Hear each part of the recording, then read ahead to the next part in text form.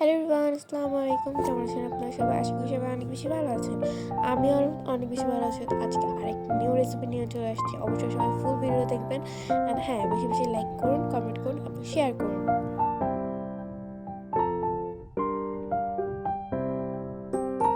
তো এখানে প্রায় রান্না শেষ। এখন ডিমগুলো দিয়ে দিতে হবে। দেওয়ার পরে ভালো মতো কষিয়ে নেব। অ্যান্ড এখন আমি খেয়ে বলবো অনেক বেশি মজা হয়েছিল গাইস।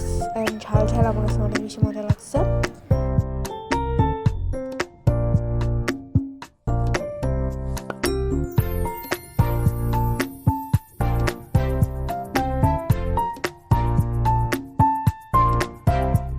লাস্টে খেয়েছিলাম হচ্ছে fuchka. Fuchka is my favourite.